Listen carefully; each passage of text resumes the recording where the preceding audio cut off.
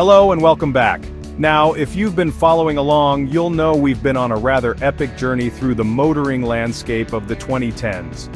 We've seen some truly magnificent machines, some utterly bewildering ones, and a few that were just plain, well, let's not get into that.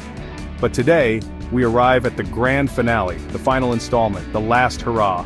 And I have to say, we've saved some of the most spectacular, the most powerful, and frankly, the most idiotic cars for last. It's a smorgasbord of automotive genius and madness. From American muscle celebrating a centenary to Italian exotica that seems to have been designed by aliens with a penchant for speed, we're covering it all.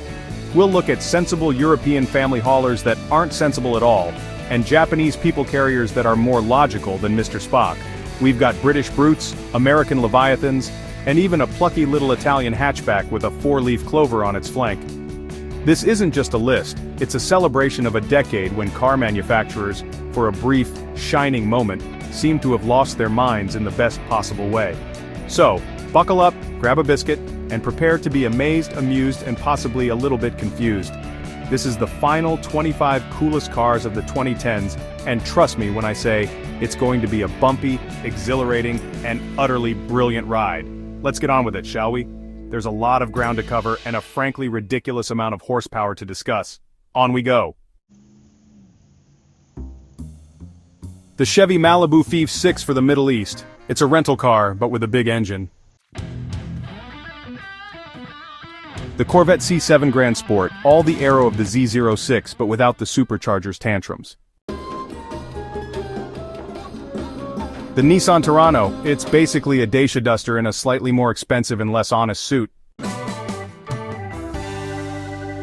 So, Nissan's Terra. Now this is a proper rugged body-on-frame SUV for places where roads are, merely a suggestion. Then we've got the Toyota Noah. It's basically a box on wheels, but designed with this terrifyingly brilliant Japanese logic and practicality that just makes you go, wow. And finally, the Toyota Etios. This one's engineered to a budget, and honestly you can feel every single penny they saved in the process. The Honda Cross Tour. It's basically a jacked-up Accord estate that honestly nobody really asked for, and as it turns out, nobody bought. The Honda Jade. This one's a genuinely handsome and clever MPV that for some reason Honda decided the rest of us just couldn't have. Ford's B-Max. It has these sliding rear doors and no central pillar, which is, pretty clever but also just a bit unnerving. The Ford Grand C-Max. It's basically a C-Max, but for folks with, more kids or maybe just an aversion to personal space. The Charger SXT Plus 100th Anniversary Edition. It's a V6 muscle car celebrating a birthday complete with special badges to mark the occasion. The Dodge Challenger GT. This one's a V6 Challenger with all-wheel drive, perfect for anyone who wants those classic muscle car looks, even when there's snow on the ground. The Lamborghini Sesto Elemento. It weighs less than a Ford Fiesta, but get this, it's got a V10 engine. It's utterly mad. The Lamborghini Veneno Coupe. This is a car so extreme, so expensive, it actually makes other supercars look like post office vans. The Ferrari F8. It's so fast, so capable, and yet honestly so unbelievably easy to drive, it's like, well, automotive witchcraft. The Ferrari Monza SP1, it has no roof and no windscreen. Honestly, it's like an 1.5 million pound hairdryer with 800 horsepower.